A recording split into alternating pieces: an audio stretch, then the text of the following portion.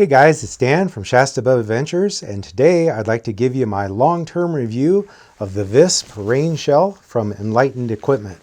I've been using this coat for well over a year now, and I'm ready to give you my thoughts about how it's worked out and also answer some questions that I raised in the first video when I did the first look and early review. Now, if you want to check that out, I'll put a link to it right up here because I did go into detail in that video explaining how they calculate breathability and waterproofness. And I also will not repeat all of the numbers of the details of this coat. I'll just put that on the screen right here so you can see that. Also, if you have questions that I don't cover in this video, please put those in the comment section below and I'll be happy to respond to those individually. So, most fundamental question of all, did it work? Did it keep me dry? Well, I'm happy to tell you I've used this coat in everything from an all-day sprinkle to a driving wind and snowstorm when I hiked the Dawson-Petermocken Loop in Glacier National Park in October. And yeah, it did keep me dry in all those different situations. So waterproofness is not a problem. Definitely did its job there. What about breathability? If you saw that first video, you know I went off in a little bit of a rant about the concept of breathability in a backpacking rain shell being a bit of a red herring because backpacking is by nature a very strenuous activity. You just naturally sweat a lot and there's no fabric that's been designed that can keep up to the moisture transfer of all of the perspiration that your body is producing with that activity. However, I have to say that when I did do that glacier trip, I was wearing a shell bottoms of Helly Hansen and the Visp on top. And after 3 hours, when I did get to the campsite, I was noticeably clammy on the bottom and from the waist up, completely comfortable. So maybe I have to walk back my rant slightly and say that in certain situations, the breathability does make a difference. And to my knowledge, you cannot do any better than the breathability with the Visp. I believe it's the highest rated breathability rain shell on the market. Another question I had was the pit zips.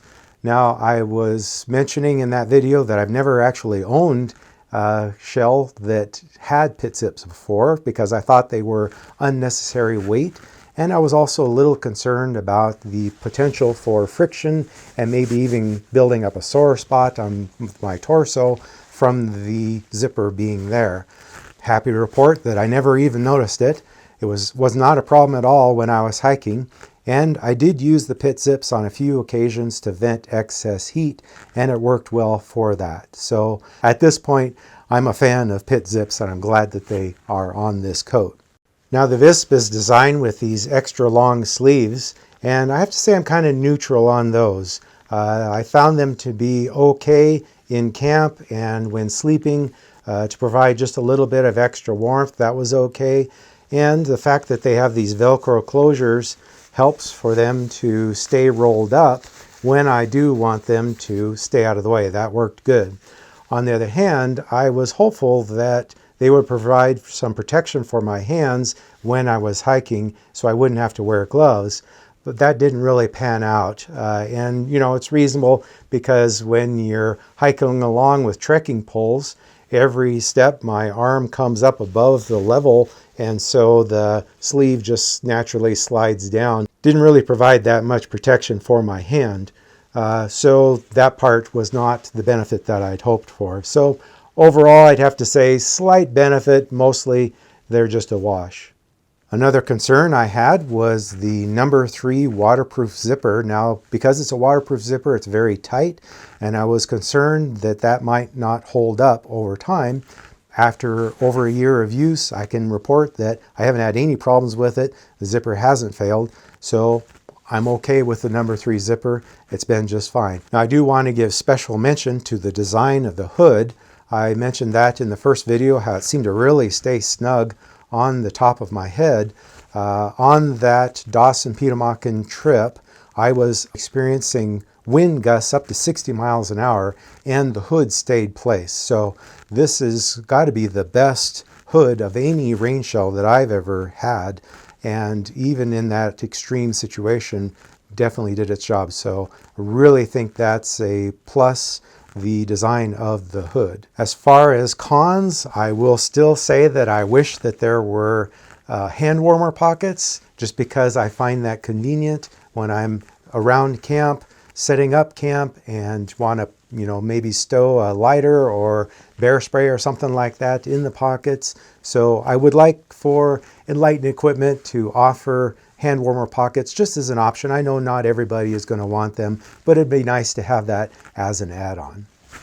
So bottom line, I did mention in the first video that Enlightened equipment sent this coat to me for free, so I won't pretend to be a completely unbiased reviewer. However, I think it's fair to say that if I started from scratch, looking at all the stats and also with the experience that I've had now with this coat, I think this is the best coat on the market. And especially once you factor in the cost, I don't think you can do any better. And I really have appreciated not having to make a choice. I used to always have to decide between my very light and kind of fragile UL rain shell versus a heavier rain coat that I could trust to take care of me in more extreme conditions.